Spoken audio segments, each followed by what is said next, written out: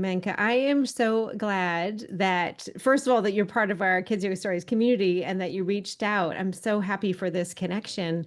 You have such an interesting background that I think is so important to share with our community. And we were just chatting before of you're currently living in Vancouver. So we're flip-flopped. You're in Vancouver now, but you've lived overseas.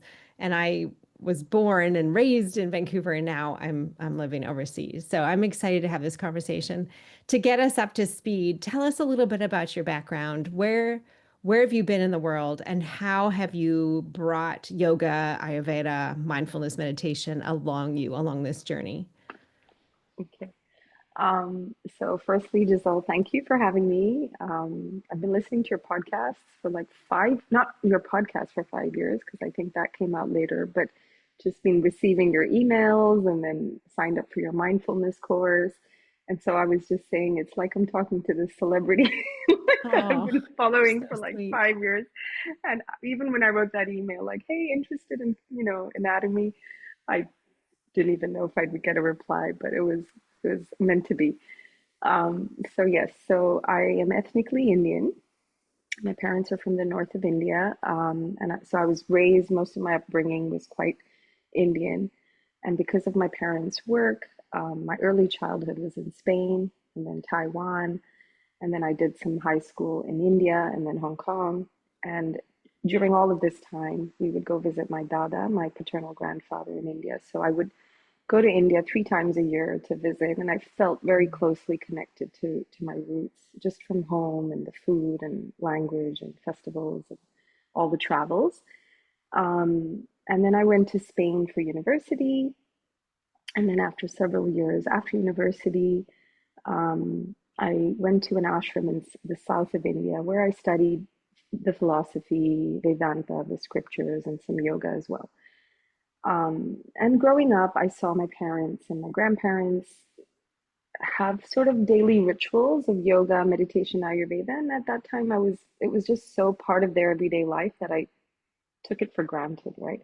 And it's kind of when I came to the West that I realized, oh wow, this is not necessarily something everybody does. So, very basic things like tongue cleaning, which is a huge part of Ayurveda, eye washing with the eye cup, keeping the eyes very clean. And I've noticed that when I use the eye cup, my eyesight feels like I can postpone the reading glasses a bit. Going to the toilet the first thing in the morning, like it was so emphasized that you cannot get out of the house unless you've eliminated, unless you've had a shower and you're clean. Having 2 glasses of warm water, like first thing in the morning. Like it's just something I saw and we all did it. Um, my Nana, who's my maternal grandpa, every time I'd go visit him, we would read the Gita together every morning. We'd sit and chant and meditate. And part of growing up was every Thursdays and Sundays we'd go to our temple where we'd chant, sing kirtan, bhajans. Not necessarily yoga, there was meditation. So this is kind of something that I just saw on both sides of my grandparents. Till date, my father, my mother, and my grandpa until January before he passed, they would do the whole abhyanga, putting oil all over the body every day. My grandpa used to do gel nethi every morning. And so it was just things I saw every single day, which I just didn't even give it importance. And then as soon as I started studying Ayurveda, I was like, oh wow, um, it's just so beneficial, right? And so preventative.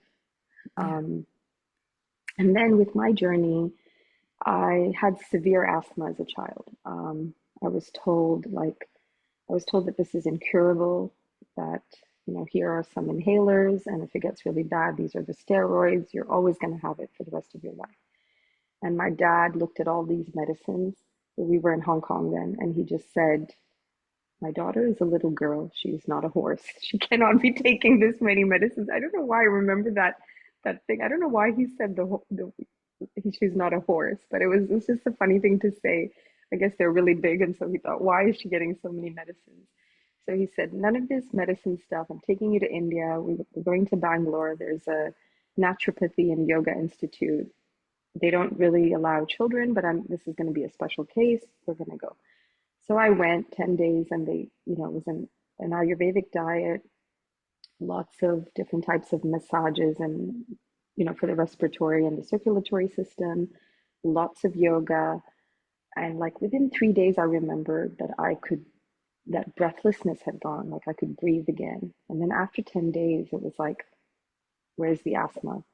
And never again. After that, never, no asthma attack, no inhalers, no steroids, nothing. I came back to Hong Kong and I was in the hockey team, the basketball team, the netball, the soccer football team. Like I was playing sports, I was swimming, which I couldn't do before the asthma. So I knew that yoga was extremely powerful, but I didn't, I realized that what they did was basically made my lungs stronger, make my lungs stronger, but I didn't really think so much about science, anatomy, and because I was, in my teens, I didn't really think about it much. And then fast forward, when I went and stayed in the ashram, I learned all the scriptures, and then came back and I started teaching. This was in Hong Kong. I started teaching meditation and Vedanta to children in our temple. And this was kind of the happiest time of my life. Every time I'd go and Mm. teach that once a week class, I'd always just feel, and it was for free, it was volunteering. So I always felt like I remember my friends asking me, if suddenly you knew the world was coming to an end, what's the one thing you'd do that made you feel really happy? And I'd always say, teaching this to the children, teaching this philosophy to the children. So, anyways, I was teaching, I was still single then, got married, had my children, and my immunity really, really fell, and nothing really worked again. So I decided I'll go do a teacher training, more to get stronger, not to become a yoga teacher, but it was just to get stronger. Um, but during the course, I realized that everything was coming so naturally to me, the poses and the whole science of yoga, and I thought, oh, this is really fun and interesting. And okay, I got a certification. And I went back, and my kids' PE teachers would ask me to come in and do yoga with them. And it was all volunteer and fun, and it wasn't like a full-time thing. And then COVID happened, and at that time in Hong Kong, the schools were shut. The kids were in front of the screen for about 2 years. They were wearing masks for 2 years. And all my friends said to me, I'm so fed up. Like my friends were telling me, I'm so fed up of my kids being in front of a screen. Can you just take them and do yoga with them? And I was like, okay. So I started teaching from home. I'd move all the furniture. Houses in Hong Kong are small, so I'd move all the furniture. And 16 kids signed up. It was the first class. Okay, it turned out so well. Then people asked me if we could do more of these holiday yoga camps. So I started doing holiday yoga camps, and then it turned to weekly classes, and then it became teaching yoga at schools. And then we moved to Vancouver 2 years ago, and now I'm teaching in quite a lot of schools here. So it just grew so organically, but Yeah. it kind of put what I did at the ashram and the yoga, with the poses and all of that together. So that's pretty much how it started. Yeah. And All and right. So then I want to say a few things, highlight a few things. First of all, sidebar. My husband and I went to north of India back in 2004 after we first met, and we got engaged at the Taj Mahal. So little, and we have on our rings, our wedding rings, we have Sanskrit of love, peace, and wisdom. So there was a oh little, yeah, we love the north of India. Absolutely loved it. I hope to take yes. my daughter back there sometime. So, what I want to say about what you were talking about, your story, is that I love how, so many of the questions that we get from educators and families is how do we even get started? And what you're describing there, it just is life. Yoga is life. The practices just become that you saw from your grandparents, right? That's just what we do. This is just a ritual. So in families, in classrooms, wherever we are, in pediatric therapy clinics, wherever we can be those ambassadors, right? Of just saying this is just what we do from day Yeah. one, right? So it doesn't have to be hard. It doesn't have to be an extra thing to your plate. It's just who we be. And then I love that thread of you had your own experience. Once you have these miracle moments in yoga, it's not something you can ever forget. It's like a before and after, right? And so for you to spend that time overcoming asthma through that 10-day experience, right? You're never going to go back, right? It's always going to be grounded in that was the experience I had, right? And I want once you have something like that, you want everyone to experience it. I always give this, thought of like surfers, right? Once the surfers, they might do, surf, wait for 100 waves. Once they have the wave, like that's it, they're hooked. It's the same kind of thing, right? That when you practice yoga in, for example, going to studios, once you've had that moment, Menka, when you're in the at the end in Shavasana and something moves you, whether you might be in tears or laughter, whatever, like emotion fills you up, that's it.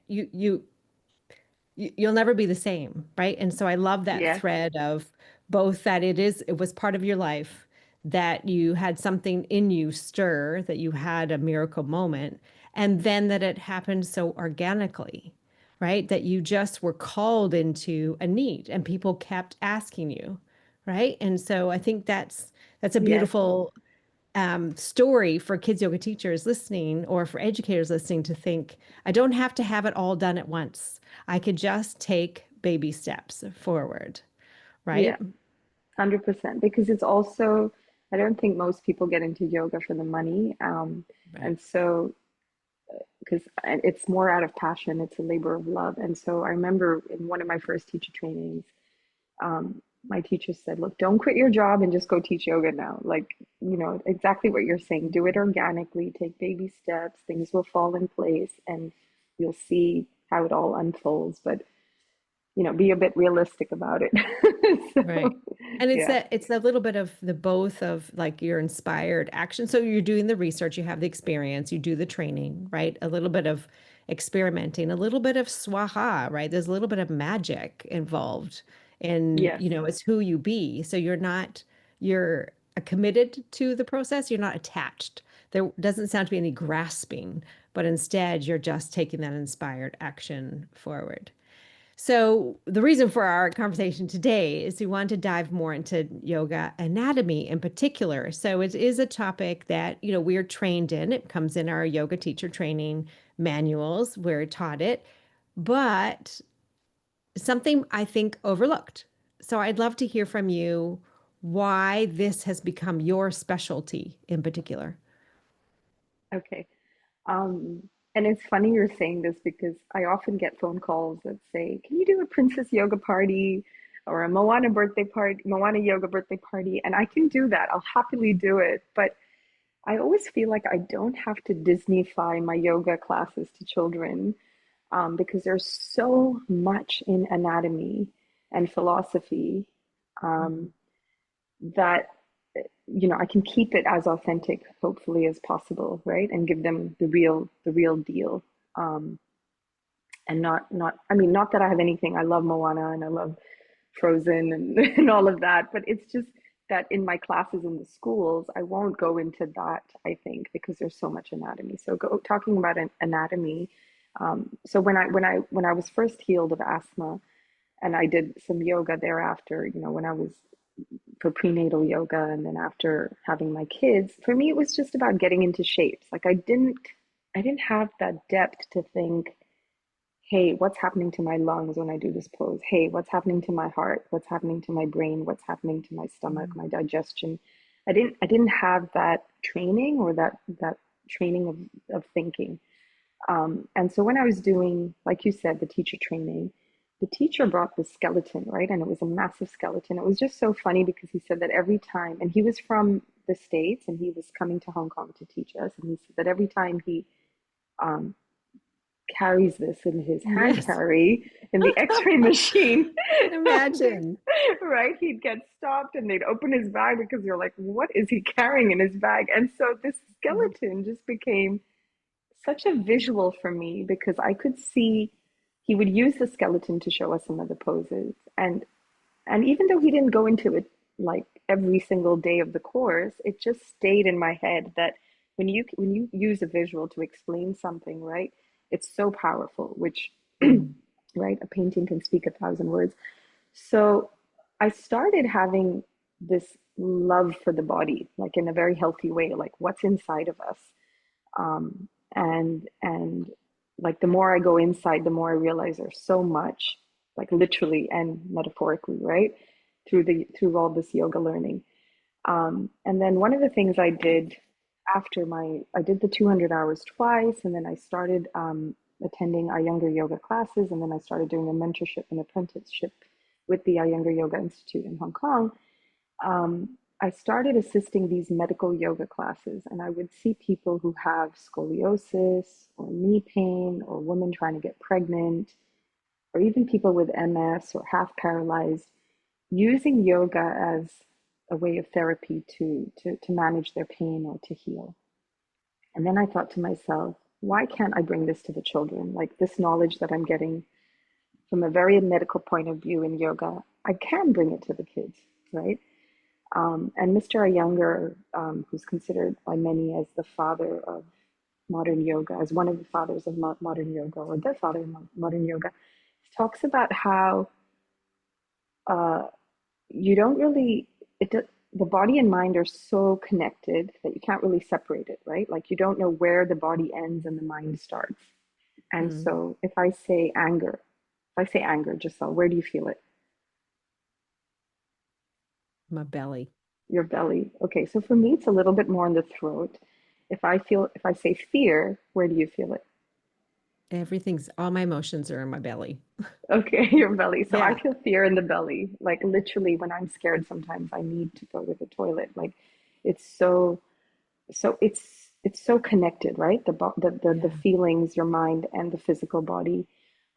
And so when I talk to the children about it, and I actually brought this to show you. So I always carry this apron. It's a Montessori apron Oh, with the lovely. lungs and all these organs. It's missing a diaphragm, and it's a bit.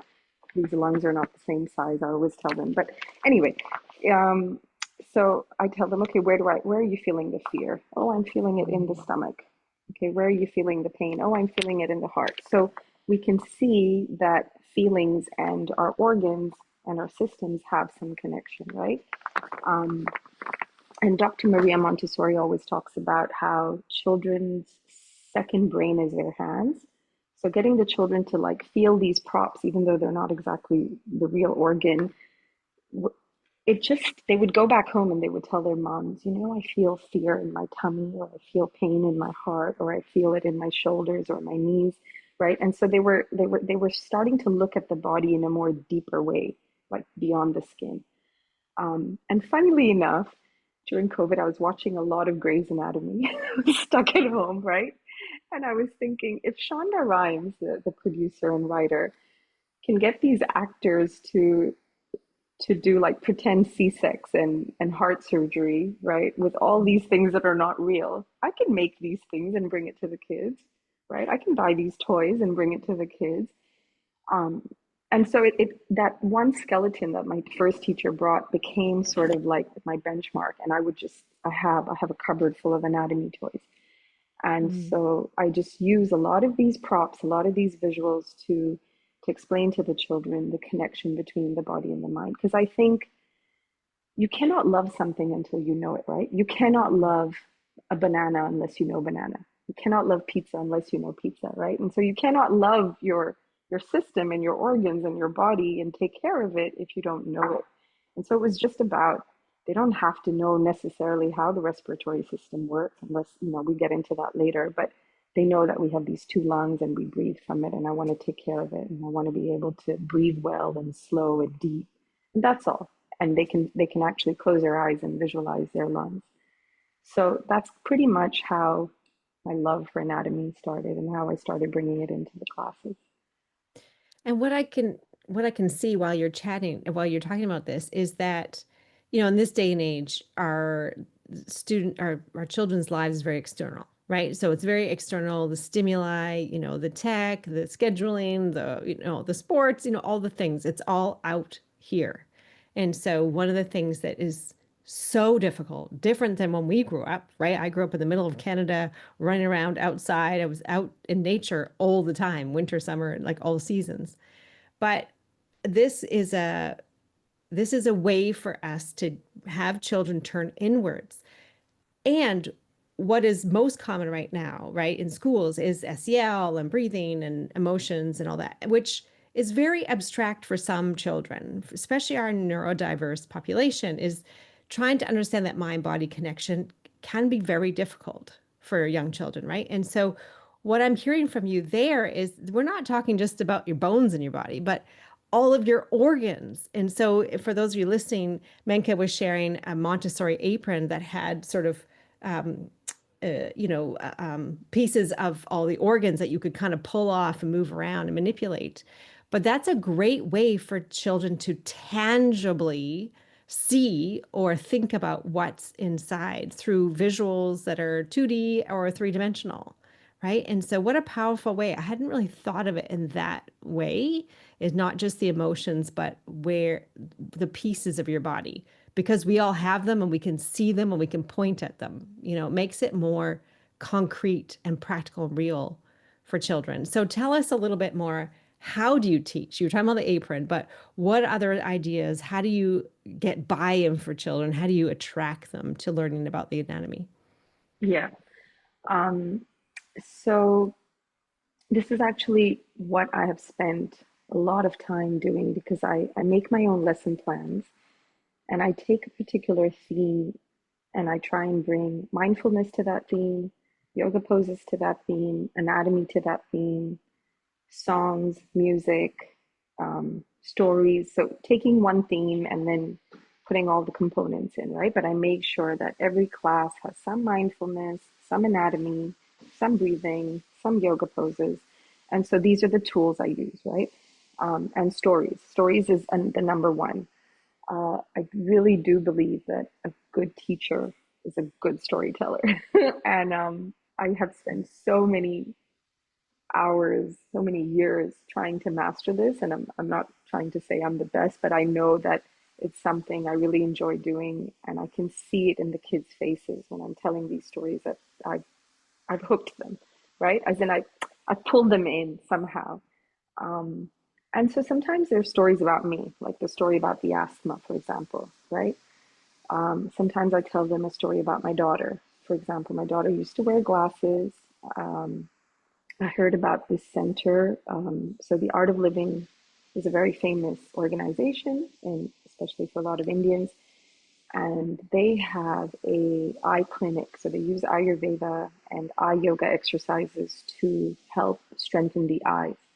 So I took her there for 10 days. They gave her an Ayurvedic diet and they made her do about 3, 4 hours a day of it was between eye yoga exercises and putting ghee in the eyes, massaging the eyes with ghee.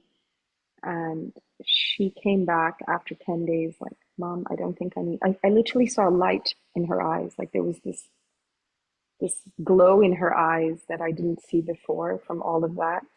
And she said, I really, really don't think I need the glasses anymore. I can see so well without it. And I said, but I still need to check with a Western doctor. Like, I'm still scared. These are your eyes. I don't want to mess it up. So we took her to the Western doctor and her number decreased. It didn't go all the way. I can't remember what it was exactly, but the number decreased.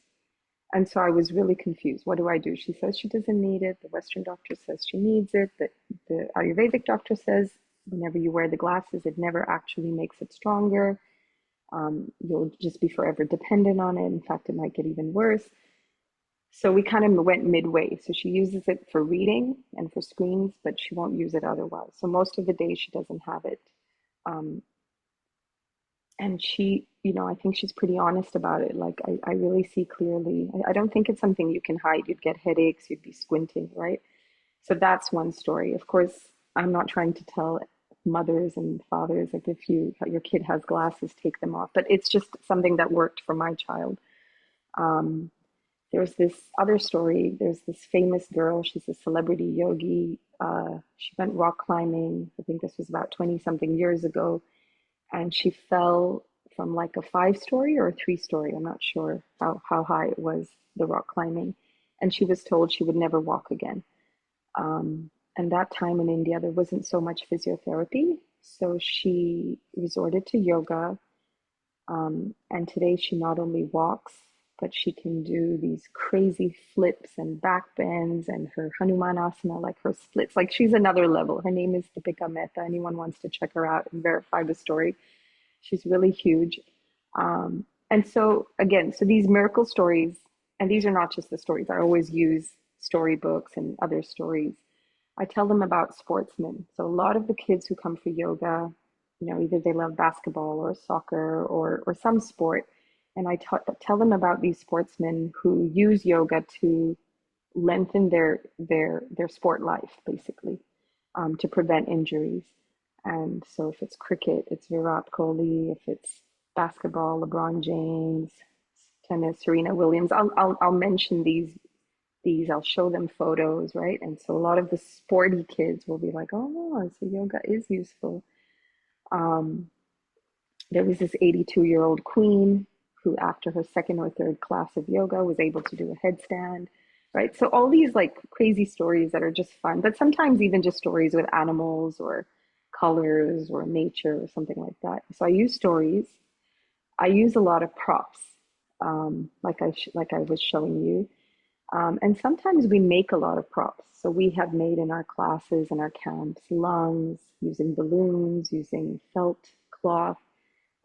We've made brains using clay. We've made nerves using yarn. We've made parts of the blood using Orbeez. Um, Mm. Eyeballs using ping pongs. Like I just, and it's not a work of art. I always tell the parents, we're not doing art. Like it's not supposed to be like this beautiful work of art. It's just for them to learn the different parts of the body.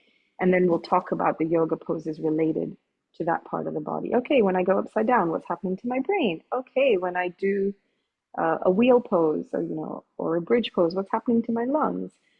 So I'll always connect it back to the poses. What's happening to my spine in downward facing dog? Oh, we just made a spine. Was your spine this long or was it shorter? Can we make it longer in downward dog? So I use the props, go back to the poses, use the props, go back to the poses. And then songs.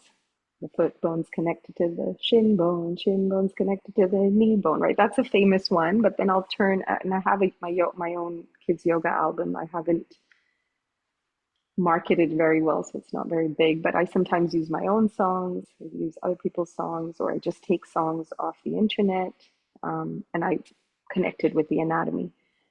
Um, I games, love games, how many bones do we have?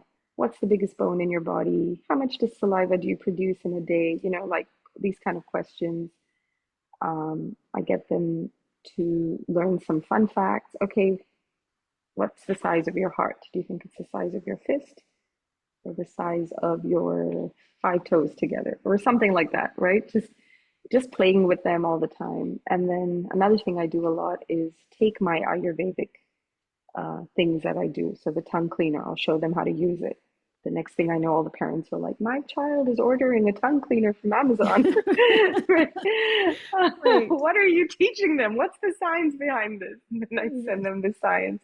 My God, my kid wants to do the eye wash. My kid wants to massage their belly, or I'll give them some oil and they'll massage their belly. So I just try and make it as visual, tactile, story, fun. Exactly the same thing you do in a yoga class, but with anatomy added into the yoga. Yeah. I love the addition of the curiosity. Like it's just something you're particularly interested in too, and Yeah, then just have a go. Like there's no rule book of how this looks, right? But it's the same of being curious, asking questions, making it relevant and meaningful, and making it really creative, right? yeah, Getting them involved and asking questions and learning together. That's so cool. I was thinking about when you're talking about the sports. Injuries, right? About you're talking about this famous sports people. And I know when I wrote the yoga mindfulness for young athletes, I did some research on all the famous athletes in the back and what they've all said. And I totally agree. It's amazing when you can start to make those connections with how many athletes use yoga mindfulness as part of their practice.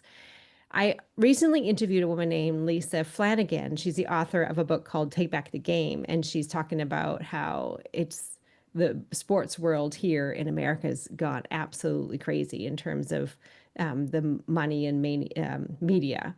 And sports injuries is a big one, right? And so we're talking about young children they're practicing almost every day, right? And they're having these injuries that are potentially things that might cause arthritis in only a number of years. So how are you, I can see how this work that you're doing can really target those sports injuries to help children become more aware of their bodies. Is that right?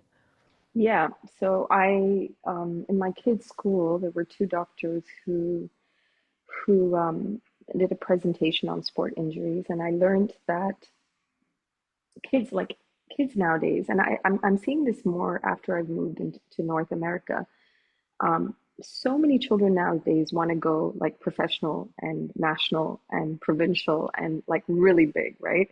And I'll speak to all these young kids and, oh, I want to become a professional soccer player or a professional, whatever, hockey player. I hear this so much, and especially in Canada. I didn't hear it as much in Hong Kong. I guess the focus seems to be a little bit more academic there. But here, which is a good thing that there's more sports and more sort of outdoor life, but what's happening, I think, is that children are doing one sport Mm, instead of a variety of sports starting yeah. at a very, very young age. So there's a lot of physical trauma to certain areas of their body that are constant and repetitive. And what these doctors were saying in the presentation is that they're seeing kids who are like 10 and 12 getting MRIs or knee surgeries, right? And if you've ever been in an MRI machine, it's really scary. That thing is loud, it's a tunnel, it's like, and I'm thinking, I didn't know any 12-year-old when I was 12 that needed an MRI. Like, it's just, I Mm, mean, I don't even know if those machines existed the way they do now, but I don't remember these kind of severe injuries and this kind of level of from childhood doing one sport almost every day of the week, mm, and needing physio. Like I hear about so many children who are like 10 and 11 and needing physio already, right? And so if that's the case, then I think complementing yoga with sports is so important so that they have a longer sport life, right? A lot of these children who come to me have really tight hamstrings, and I'll say to them, okay, can you touch your toes? And they'll say, oh no. And I'll say, okay, let's see by the end of this term if you can touch your toes, right? And most of them can by the end of the term because they're just so flexible and it's so much easier for them at that age. So, especially with kids who love sports, one of the principals that I work with, he actually sits down with me and goes through, and this is very rare, like, not many principals will do this. But it started because there were certain kids who were on the spectrum or neurodivergent, and their parents weren't telling me, perhaps because they thought I wouldn't allow them into the class. I didn't know why.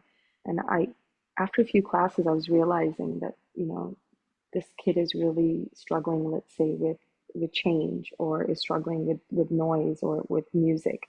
So I had to go to him and I said, something is up. I can't really figure. And I would mention the name. And so he sat down with me and he said, okay, Menka, let's go through every kid and I'll tell you a little bit about them, which I found so helpful. Um, anyway, so this kid struggles with change. This kid, and so then he even started telling me which kids are like really into sports, super competitive, might lack empathy. Um, and so I kind of, once I figured what it is that they really, really love, it was easier to find how to pull them into the yoga, right? Because if all your yeah. breathing is sports, then let me talk to you more about that. Okay, let's make those hamstrings a little bit more stretchier so that you can touch your toes, right? So that your knees, let's do something for our knees so that we can run for longer in our life. Let's do some handstands so that our brain doesn't feel, brain fog and tired. Let's do a longer shavasana because you probably ran a lot and your body needs to recover. Let's do a longer yoga nidra so we can bring the body to relax and rest so it can heal and restore and recuperate, so that you can really, really do your sport for long. So yeah, I'm finding that I need to figure out what it is they love, whether it's books, Mhm. art, sports, and Right. bring them into, yeah. Yeah, excellent. Oh, thank you so much for sharing so generously. I'm inspired. We have to write something about yoga anatomy for sure. And Yes. also for all of our community in the Kids Yoga Monthly, we're going to start sharing yoga lessons plans from the community, put it into the portal. So we'd Oh, love to have wonderful. yours as part of that. That would be great. Awesome. So where can we find you online, Menka, if people want to follow up and connect with you? Yep. So my website is www.worldofyogaschool.com. On Instagram, I'm Kids Yoga Dance Menka. It's dance is in there because I also do classical Indian dance. So it's Kids Yoga Dance Menka. And my email is just very simply menkapurswaney@gmail.com. Beautiful. Thank you so much. I so appreciate you Thank and you, best of luck to Giselle. everything. Keep in touch. Thanks, Yes, we'll Menka. keep in touch. Thank you. Thank you.